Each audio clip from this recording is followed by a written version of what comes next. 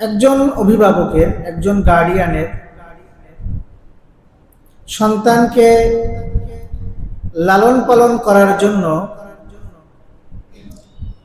যেমনিভাবে তার কল্যাণের দিকগুলো লক্ষ্য করতে হয়, ঠিক তেমনিভাবে তার অকল্যাণের দিকগুলো লক্ষ্য করতে হয়। আমরা সন্তানরা, আমাদের সন্তান সন্ততি অথবা ছাত্র ছাত্রী অনেক সময় অন্যায় অপরাধ করলে তাদের কল্যাণের জন্য আমরা শাসন করি। আমরা যে শাসন করি, এই শাসনের ক্ষেত্রে শরীয়তের কিছু নীতিমালা আছে, কিছু বিধান আছে। যদি শরীয়তের বিধানের বাইরে আমি শাসন করি, তাহলে এই শাসন সন্তানের জন্য লাভের পরিবর্তে ক্ষতির কারণ হয়ে যেতে পারে। তো শিশুদের সাথে আমাদের আচরণ কেমন হবে এ সম্পর্কে আমরা কোরআন ও হাদিসের আলোকে আলোচনা শুনব। প্রথমে আমি আলোচনা করব প্রিয় রাসূলুল্লাহ সাল্লাল্লাহু আলাইহি ওয়াসাল্লাম বাচ্চাদের সাথে, শিশুদের সাথে কেমন আচরণ করতেন।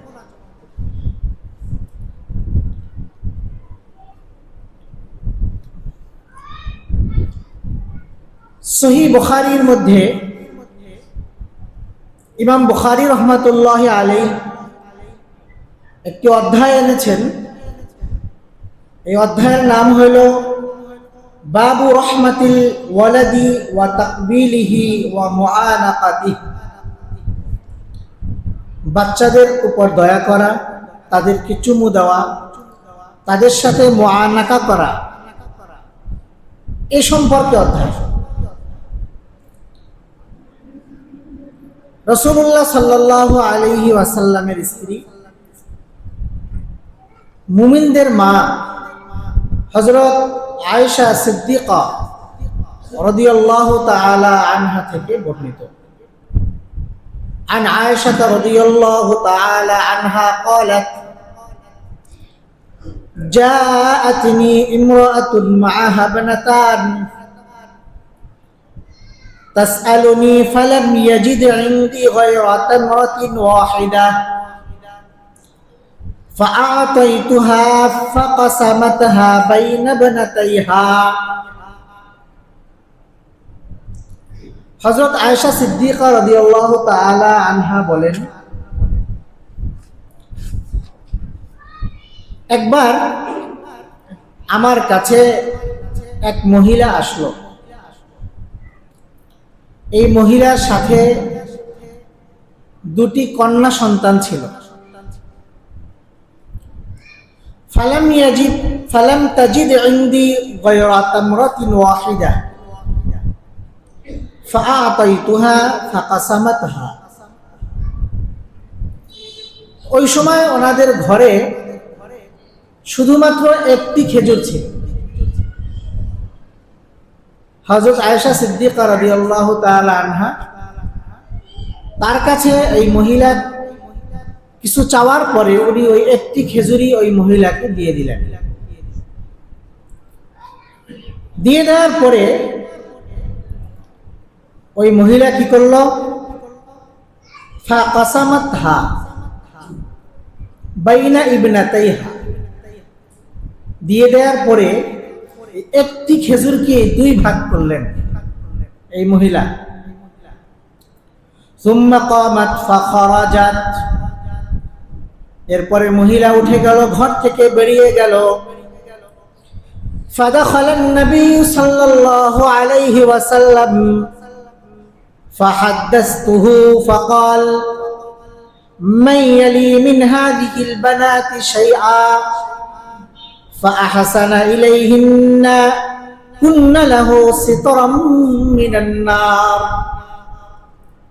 আয়েশা সিদ্দিকা রাদিয়াল্লাহু তাআলা আনহা বলেন, যখন নবীজি ঘরে আসলেন, মহিলার এই ঘটনা আমি নবীজিকে বললাম, ইয়া রাসূলুল্লাহ, এক মহিলা আসছিল ঘরে, কিছু সওয়াল করলো, আমি একটি মাত্র খেজুর দিলাম, সে এই খেজুরটাকে 2 ভাগ করে তার 2 কন্যা সন্তানকে দিয়ে দেবে।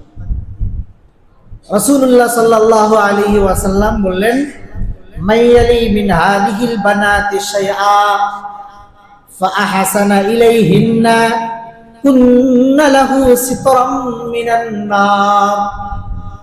আল্লাহর হাবিব বলেন, আল্লাহ তাআলা যদি কোনো ব্যক্তিকে কন্যা সন্তান দেয়, কোনো ব্যক্তি যদি কন্যা সন্তানের মাধ্যমে পরীক্ষায় নিপতিত হয়, অর্থাৎ আল্লাহ তাকে কন্যা সন্তান দিয়েছেন, এই কন্যা সন্তানের সাথে সে ভালো আচরণ করলো, আল্লাহর হাবিব ঘোষণা করেন, কুন্না লাহু সিতরাম মিনান নার।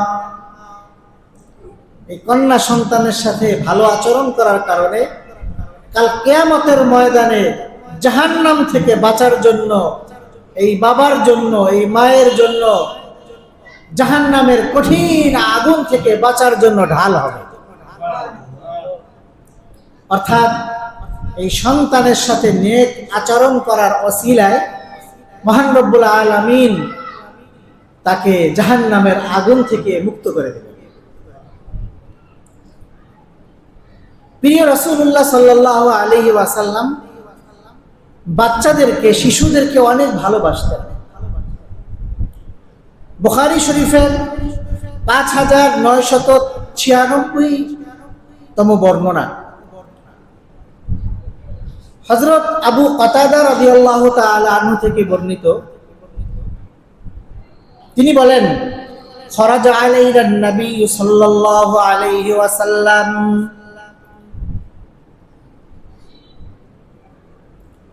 ওয়া উমামাতু বিনতু আবিল আস আলা আতিকিহি ফাসাল্লা ফাইযা রাকা'a ওয়াদা'a ওয়া ইযা রাফা'a রাফা'াহা। নবীজির একজন নাতনি, মেয়ের ঘরের মেয়ে, নাতনি, রাসূলুল্লাহ সাল্লাল্লাহু আলাইহি ওয়াসাল্লাম এই নাতনিকে কাঁধে করে নিয়ে আসছেন। কিসে করে? এরপরে রাসূলুল্লাহ সাল্লাল্লাহু আলাইহি ওয়াসাল্লাম নামাজে দাঁড়ালেন। তো যখন নামাজে দাঁড়ালেন, এই নাতনি নবীজির কোলেই ছিল। যখন আল্লাহ রাসূল রুকু করতেন তখন তাকে রেখে দিতেন, ওয়াইদা রাফা রাফাহা, আর যখন আল্লাহ রাসূল উঠতেন তখন তাকে আবার উঠায় নিতেন। রাসূলুল্লাহ সাল্লাল্লাহু আলাইহি ওয়াসাল্লাম সম্পর্কে হযরত আবু হুরায়রা রাদিয়াল্লাহু তাআলা আনহু বলেন, عن أبي هريرة رضي الله تعالى عنه قال قبل رسول الله صلى الله عليه وسلم الحسن بن علي। রাসূলুল্লাহ সাল্লাল্লাহু আলাইহি ওয়াসাল্লামের একজন নাতির নাম হলো হযরত হাসান রাদিয়াল্লাহু তাআলা আনহু। আল্লাহ রাসূল হযরত হাসান রাদিয়াল্লাহু তাআলা আনহুকে চুমু দিলেন। কি দিলেন? আমরা বাচ্চাদেরকে ভালোবেসে চুমু দেই। وعنده الأقرع بن حابس التميمي جالسا। আকরা ইবনু হাবিস এক ব্যক্তি, সে নবীজির কাছে বসা ছিল। فقال الأقرع إن لي 10 من الولد ما قبلت منهم أحدا। আকরা বলে যে আমার 10টি সন্তান আছে, কিন্তু আমি তো তাদের কখনো চুমু দেইনি। ফানাদারা ইলাইহি রাসূলুল্লাহ সাল্লাল্লাহু আলাইহি ওয়াসাল্লাম। তো রাসূলুল্লাহ সাল্লাল্লাহু আলাইহি ওয়াসাল্লাম তার এই কথা শোনার পরে তার দিকে তাকালেন। এরপর আল্লাহ রাসূল বললেন, সুম্মা ক্বাল মান লা ইয়ারহামু লা ইরহাম। যে ব্যক্তি দয়া করে না তার উপরও দয়া করা হয় না। অর্থাৎ তুমি যদি তোমার বাচ্চাদের উপর দয়া না করো, তাদেরকে ভালো না বাসো, তুমি যদি তাদের উপর স্নেহশীল আচরণ না করো, তাহলে আল্লাহ তাআলাও তোমার উপর দয়ার আচরণ করবে। তো রাসূলুল্লাহ সাল্লাল্লাহু আলাইহি ওয়াসাল্লাম নিজে যে কোনো বাচ্চা দেখলে আল্লাহ রসুল তাকে অনেক আদর করতেন। বাচ্চাদের মাথায় হাত বুলাতেন, তাদেরকে চুমু দিতেন। সফর থেকে আসলে নবীজির বাহনের উপরে বাচ্চাদেরকে উঠায় নিতেন। রাসূলুল্লাহ সাল্লাল্লাহু আলাইহি ওয়াসাল্লামের জন্য বাচ্চারা পাগল ছিল, পাগল নবীজির জন্য। রাসূলুল্লাহ সাল্লাল্লাহু আলাইহি ওয়াসাল্লাম আমাদেরকে শিখিয়েছেন যে বাচ্চাদেরকে ভালোবাসতে হবে কিভাবে। অনেক সময় আমরা বাচ্চাদেরকে অনেক জিনিস শিখাতে চাই। আল্লাহ রাসূলও বাচ্চাদেরকে শিখাতেন, সাহাবাদেরকে শিখাতেন। রাসূলুল্লাহ সাল্লাল্লাহু আলাইহি ওয়াসাল্লামের শিখানোর পদ্ধতি কি ছিল? আমরা অল্পতেই রাগ হয়ে যাই, চোখ গরম করে ফেলি, আর মনে মনে ভাবি এটা তো আমার অধিকার, আমি ভালোই করছি, মনে মনে এমন ভাবি। কিন্তু কতটুকু ভালো করছি এটা আপনি আলোচনা শুনলে বুঝবেন। নবীজির একজন সাহাবী হযরত মুআজ ইবনে জাবাল রাদিয়াল্লাহু তাআলা আনহু, হযরত মুআজ ইবনে জাবাল রাদিয়াল্লাহু তাআলা আনহু বলেন, عن معاذ بن جبل رضي الله تعالى عنه قال أخذ رسول الله صلى الله عليه وسلم بيدي يوما ثم قال يا معاذ والله إني لأحبك। রাসূলুল্লাহ সাল্লাল্লাহু আলাইহি ওয়াসাল্লাম হযরত মুআজ ইবনে জাবাল রাদিয়াল্লাহু তাআলা আনহুকে একটি বিষয় শিখাবেন। শিখানোর পূর্বে আল্লাহর রাসূল কি করলেন? হযরত মুআজ ইবনে জাবাল বলেন, আখাযা রাসূলুল্লাহ সাল্লাল্লাহু আলাইহি ওয়াসাল্লাম বিয়াদি। প্রথমে আল্লাহর রাসূল আমার হাত ধরলেন। কাউকে ভালোবাসলে কেউ তার হাত ধরে। ওস্তাদ যদি ছাত্রর হাত ধরে, বাবা যদি সন্তানের হাত ধরে, তাহলে শিশুরা মনে মনে খুশি হয়। আল্লাহর রাসূল ভালোবাসা নিয়ে মুআজ ইবনে জাবালের হাত ধরেছেন। এরপরে আল্লাহ রাসূল কি করলেন? সুম্মা ক্বালা ইয়া মুআজ ওয়াল্লাহি ইন্নী লা উহিব্বুক। রাহমাতুল লিল আলামিনের কত সুন্দর শিক্ষা ব্যবস্থা। আল্লাহ তাআলা আমাদেরকে বোঝার তৌফিক দান করেন, সকলে বলি আমিন। হৃদয়ের গভীরে আমাদের কথাগুলো স্থান দিয়ে সেই অনুযায়ী আজীবন আমল করার তৌফিক দান করুন, সকলে বলি আমিন।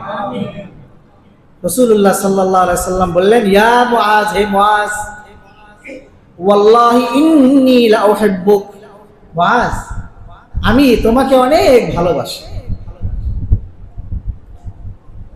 তিনটা এখানে আল্লাহর রাসূল ভালোবাসা বোঝানোর জন্য তাকিদ করেছেন। এক, প্রথম ওয়াল্লাহি, আল্লাহর নাম নিয়ে শপথ করেছেন। ওয়াল্লাহি, আল্লাহর নামের শপথ করে বলছি, ওয়াল্লাহি ইন্নী, নিশ্চয় আমি, লা উহিব্বুক, অবশ্যই তোমাকে ভালোবাসি। যদি কোনো সন্তানকে বাবা বলে, বাবা আল্লাহর শপথ, অবশ্যই আমি তোমাকে অনেক ভালোবাসি, কি বলেন? এই কথাটা সন্তান শুনলে খুশি হবে না? হবে না? আল্লাহ রাসূল এগুলো কেন করলেন? আর নবীজির কথা গ্রহণ করার ভিতরে মানসিকতা তৈরি করছেন। বুঝতে পেরেছেন আপনারা? আপনি কথা একটা বলে দিলেন, কেউ মানলো না, তাহলে লাভ হবে? যেন আল্লাহ রাসূলের কথাটা তার হৃদয়ের ভিতরে ঢুকে যায়, যেন হৃদয় অঙ্গম হয়ে যায়। এই জন্য ভূমিকা স্বরূপ আল্লাহর রাসূল এই কাজগুলো করছেন। সুবহানাল্লাহি ওয়া বিহামদি। আল্লাহর রাসূলকে শিক্ষকতা কে শিখিয়েছেন? বলেন, কে শিখিয়েছেন? আল্লাহ আমাদেরকেও নবীজির এই শিক্ষকতা থেকে শিক্ষা গ্রহণ করার তৌফিক দান করুন, বলি আমিন।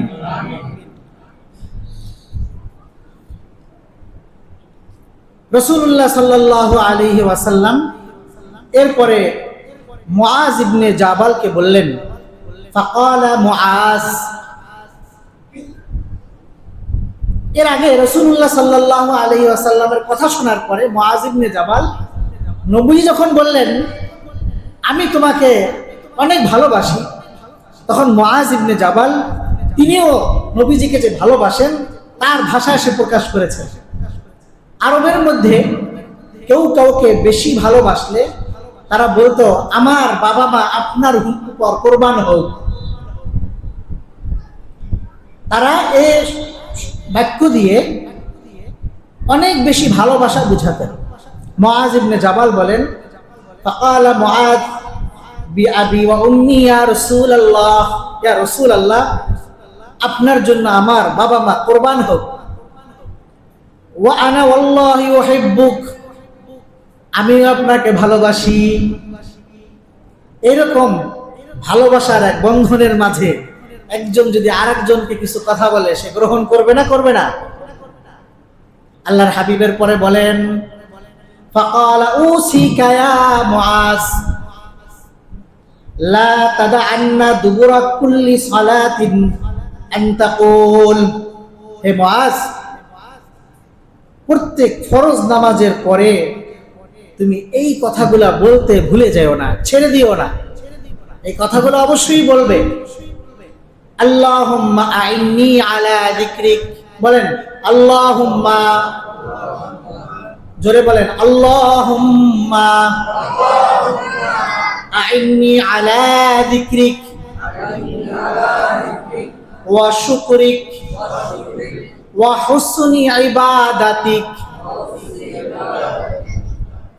রাসূলুল্লাহ সাল্লাল্লাহু আলাইহি ওয়াসাল্লাম মুআজ ইবনে জাবাল রাদিয়াল্লাহু তাআলা আনহুকে এই দোয়া শিক্ষা দিলেন। দেখেন এই দোয়ার কত সুন্দর অর্থ। হে আল্লাহ, আমাকে আপনার জিকির, আপনার শুকর এবং আপনার উত্তম ইবাদতে সাহায্য করুন। নামাজের পরে এই দোয়া পড়তে ভুলে যেও না। রাসূলুল্লাহ সাল্লাল্লাহু আলাইহি ওয়াসাল্লাম এরকম ভালোবাসা নিয়ে কাউকে শিক্ষা দিতেন।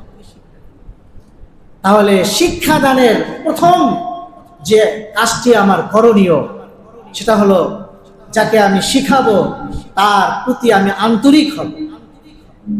সে যেন আমাকে দেখলে বুঝে সে আমাকে ভালোবাসে, সে আমাকে মহব্বত করে। আপনি যদি শুরুতেই তার উপর রাগ করেন, রাগের ভাব নিয়ে তাকে বলেন, সে কি আপনার কথা গ্রহণ করবে? এটা কি নবীজির শিক্ষা? আমরা অনেক সময় ভুল করি। অনেক বাবা মা এমন আছে যারা রাগ ছাড়া কথাই বলতে পারে, সব সময় বাচ্চাদেরকে রাগের উপর রাখে। এর কারণে বাচ্চাদের মেজাজ নষ্ট হয়ে যায়। বাবা মা কিন্তু বাচ্চাকে ভালোবাসে, কিন্তু বাবা মার আচরণের কারণে বাচ্চা সেটা বুঝতে পারে। সবসময় যেহেতু রাগঝাল করে, বাচ্চারা মনে করে আমাকে মনে হয় আব্বা আম্মা ভালোবাসে, কিন্তু সব বাবা মার অন্তরে সন্তানের ভালোবাসা তো অবশ্যই আছে। আল্লাহর হাবিব অপর এক হাদিসের মধ্যে বলেন, তুমি যদি কাউকে ভালোবাসো তাহলে উচিত তোমার ভালোবাসার কথা তাকে জানিয়ে দেয়া। আপনি যদি আপনার সন্তানকে বলেন, বাবা আমি তোমাকে অনেক ভালোবাসি, আপনার ভালোবাসা আগের মতোই আছে, কিন্তু আপনার সন্তানের অন্তরটা খুশিতে ভরে যাবে এবং সে বুঝবে আমার বাবা আমাকে ভালোবাসে। আমরা অনেকেই বাবা, কিন্তু এই শব্দ হয়তো জীবনে আমাদের সন্তানদেরকে আমরা বলি না। রাসূলুল্লাহ সাল্লাল্লাহু আলাইহি ওয়াসাল্লাম শিক্ষা দিয়েছেন, কাউকে ভালোবাসলে বলতে হয়, আল্লাহি ইন্নী লা উহিব্বুক, নিশ্চয়ই আমি তোমাকে ভালোবাসি হে মুআজ। এই জন্য সন্তানদেরকে আমরা অনেক সময় সদ উপদেশ দেই, তাদেরকে লেখাপড়ার কথা বলি। এক্ষেত্রে আমাদের করণীয় হইল ভালোবাসার আচরণ নিয়ে তাদেরকে আমরা নসিহত করি। মনে থাকবে তো ইনশাআল্লাহ? অনেক সময় আমরা বাচ্চাদেরকে তাদের নির্ধারিত বয়সে উপনীত হওয়ার আগেই তাদের উপর লেখাপড়ার বোঝা চাপিয়ে দিই। 4 বছর 5 বছর বয়স থেকেই এতগুলো বই নিয়ে শুরু করছে, সন্তানকে ছোটবেলায় বহুত কিছু বানায় ফেলে। এক্ষেত্রে আমাদের জানা প্রয়োজন, কত বছর বয়সে বাচ্চাকে আমি লেখাপড়া শুরু করাব। বয়স হলো 4 বছর, 5 বছর, ক খ গ ঘ পারতেছে না, থাপ্পড় লাগাই দিচ্ছে। ঘন্টার পর ঘন্টা বাচ্চা চিল্লাইতেছে, ক খ আর গ ঘ পারে না, এর জন্য এবিসিডি পারে না। কি বলেন, হয় না এমন? হয়। ইসলামের মধ্যে ঈমান আনার পরে সবচেয়ে বড় বিধান হলো সালাত, নামাজ। এর চেয়ে বড় আর কোনো বিধান ইসলামের মধ্যে নাই। আবু দাউদ শরীফের বর্ণনা, প্রিয় রাসূলুল্লাহ সাল্লাল্লাহু আলাইহি ওয়াসাল্লাম ইরশাদ করেন, মুরুল আওলাদা বিসসালাহ ওয়া হুম আবনাউ 7 সিনিন ওয়াদরিবুহুম আলাইহা ওয়া হুম আবনাউ 10 ওয়া ফাররিকু বাইনাহুম ফিল মাদাজি'। আল্লাহর হাবিব বলেন, মুরুল আওলাদা বিসসালাহ, তোমরা তোমাদের সন্তানদেরকে সালাতের আদেশ করো। কখন? ওয়াহুম আবনাউ 7 সিনিন, যখন তোমার সন্তানের বয়স হয় 7 বছর। বলেন কত বছর? কত বছর? 7 বছর। ইসলামের সবচেয়ে বড় বিধানের আদেশ করার কথা আল্লাহ বলেছেন কত বছর বয়সে? জোরে বলেন, কত বছর? 7 বছর। এরপরে যদি সে নামাজে অলসতা করে, এই মহান বিধানে সে যদি অলসতা করে, তাহলে আপনি তাকে হালকা একটু আঘাত করতে পারবেন। এটারও একটা বয়স আছে। কত বছর বয়সে? আল্লাহর হাবিব বলেন, ওয়াদরিবুহুম আলাইহা ওয়া হুম আবনাউ 10। যদি সে নামাজে অলসতা করে আর তার বয়স যদি 10 বছর হয়ে যায়, কত বছর? 10 বছর বয়সে একটু মারতে পারো। কত বছর বয়সে? আর আমরা এবিসিডির জন্য মারতে আরম্ভ করছি 4 বছর বয়সে। বাবা মা দুইজনেই মারতে আরম্ভ করেছে, বয়স হলো 4 বছর। এখন আমরা এখান থেকে বিষয়টা বোঝার চেষ্টা করি, ইসলামের সবচেয়ে বড় যে বিধান, সেই বিধানের ক্ষেত্রে যদি মারার জন্য আল্লাহর রাসূল সময় নির্ধারণ করে 10 বছর, তাহলে সাধারণ একটু বিষয় নিয়ে আমরা যে এত রাগ করি, এত মারধর করি, এটা কতটুকু বৈধ? আপনি চিন্তা করেন। যার বোঝা বহনের ক্ষমতাই হয়নি, আপনি যদি তার ঘাড়ে বোঝা চাপাইয়া দেন, সে কি বহন করতে পারবে? এই মেধা কে তৈরি করেছে? কত বছর বয়সে আপনার বাচ্চা গ্রহণ করতে পারবে, এটা কে জানেন? এটা একমাত্র আল্লাহই ভালো জানেন। আল্লাহ আল্লাহ রসুলের মাধ্যমে শিক্ষা দিচ্ছেন, তুমি সালাতের আদেশ করতে বলো যখন বয়স হয় কত বছর? 7 বছর। আপনি বাসার মধ্যে পড়ান, ভালোবাসা দিয়ে পড়ান, তাকে চকলেটের কথা দিয়ে পড়ান, পুরস্কারের কথা দিয়ে পড়ান, তাকে আপনি উদ্বুদ্ধ করে পড়ান, তাতে কোনো দোষ নাই। কিন্তু আপনি তার উপর চাপ সৃষ্টি করবেন, এটার একটা নির্দিষ্ট বয়স আছে।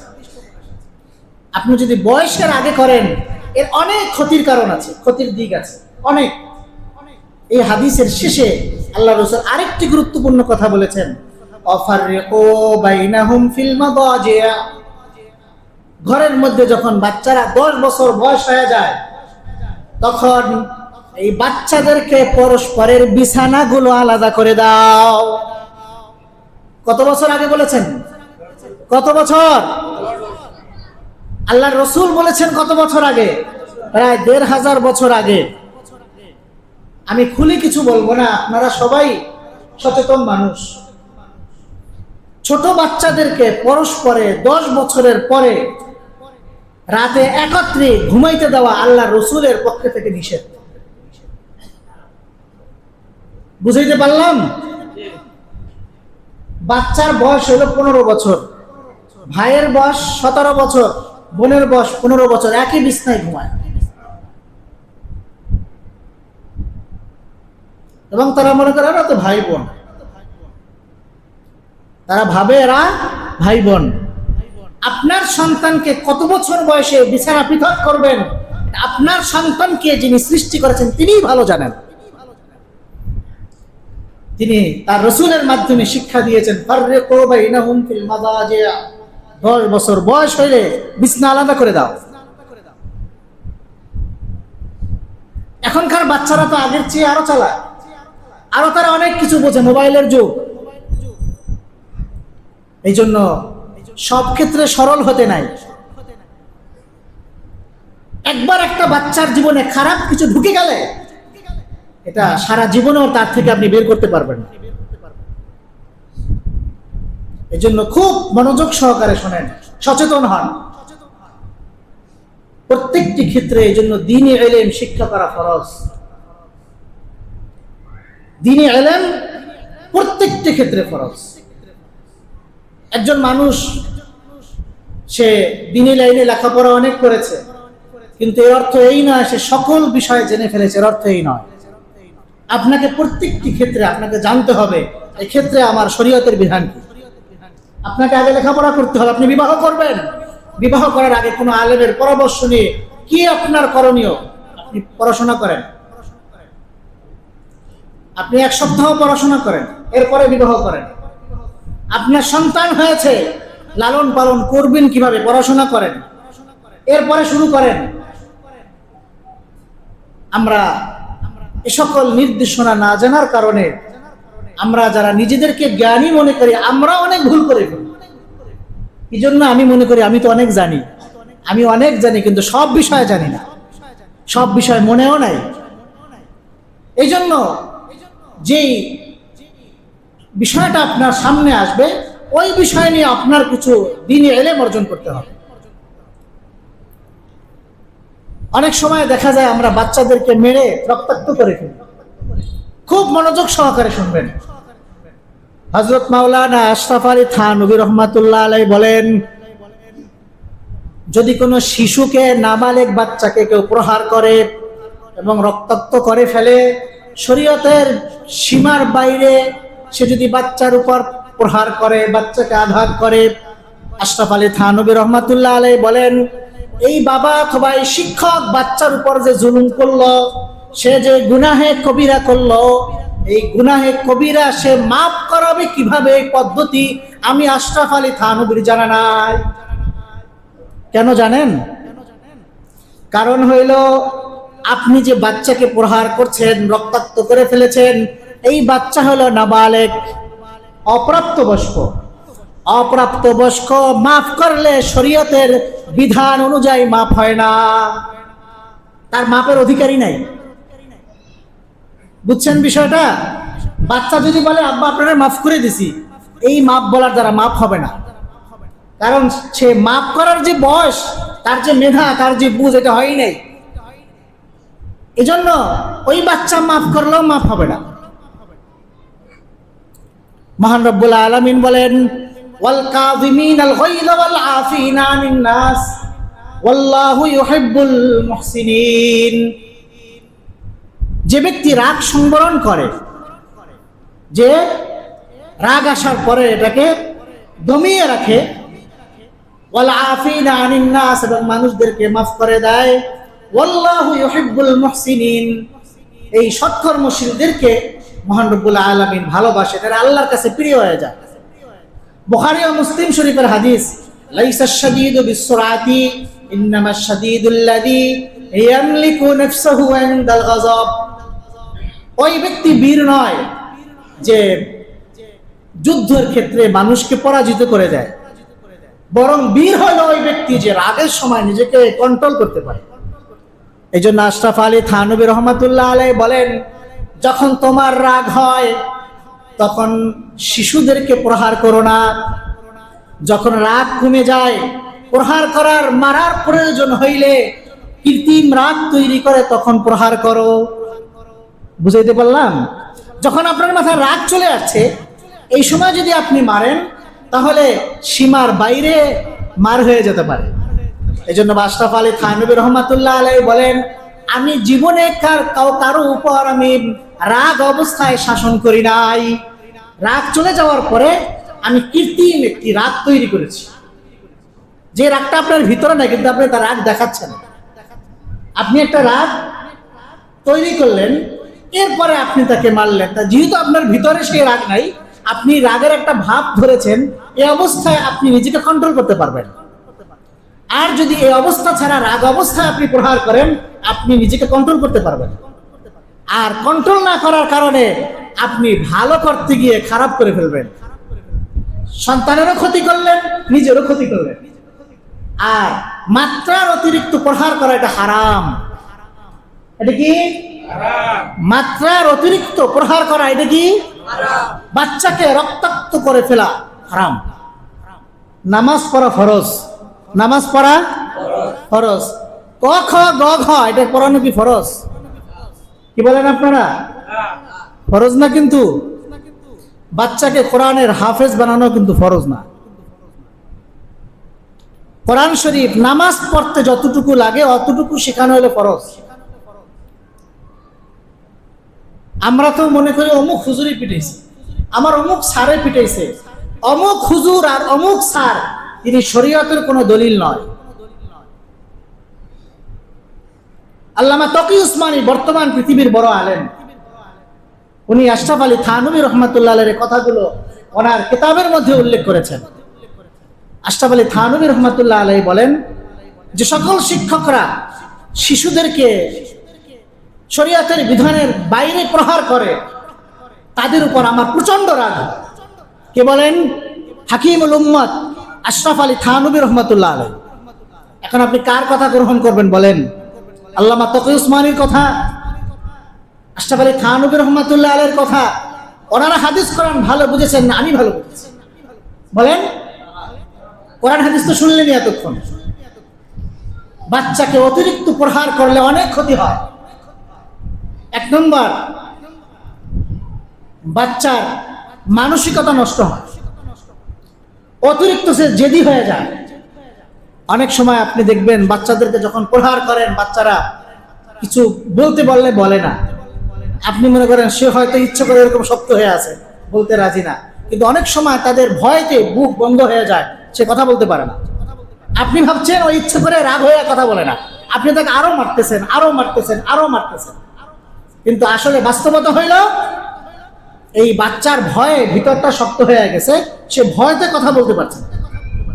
আপনি তাকে প্রহার করেই যাচ্ছেন, এর কারণে তার অনেক ক্ষতি হতে পারে। মেধা কমে যেতে পারে, স্বাস্থ্যের ক্ষতি হতে পারে, তারপরে খাবারের রুচি নষ্ট হয়ে যেতে পারে, এরপরে সে লেখাপড়ায় অমনোযোগী হয়ে যেতে পারে, সে অতিরিক্ত রাগী হয়ে যেতে পারে।